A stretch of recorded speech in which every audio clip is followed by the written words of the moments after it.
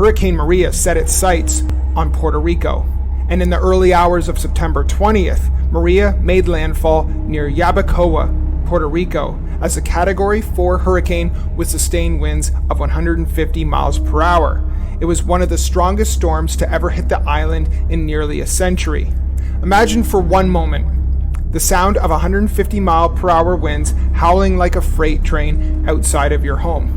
The windows rattling with each gust, roofs torn away in just seconds, and entire rivers flooding their banks, swallowing homes, bridges, and roads. Within hours, Puerto Rico was in complete darkness. The island's entire electrical grid collapsed.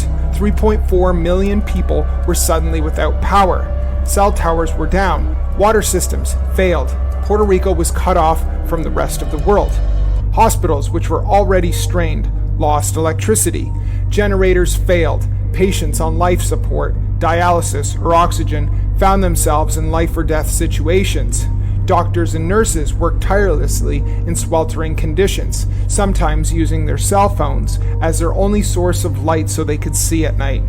The lack of clean water became a nightmare. People collected water from contaminated streams and even from Superfund sites, locations that were known to have toxic waste in their water. Roads were blocked by landslides and fallen trees. Entire communities in the mountains were cut off for weeks and weeks.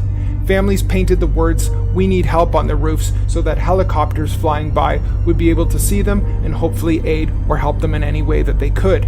This wasn't just a storm. It was a complete collapse of infrastructure. And in the midst of all the chaos, politics entered the picture. The US government sent aid, but for many Puerto Ricans, of course, it just wasn't enough.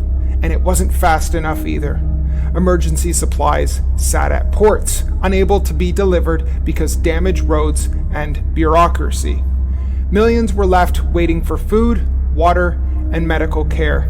Puerto Rico's governor, Ricardo Rosello, pleaded for help, calling it a humanitarian crisis. The storm also reignited conversations about Puerto Rico's status as a U.S. territory, how people treat its American citizens, but often treated as second-class citizens when it comes to federal support. Neighbors helped neighbors, and churches, communities, and schools became shelters for the people. People shared what little they had, and slowly, painfully slowly, Puerto Rico began to recover.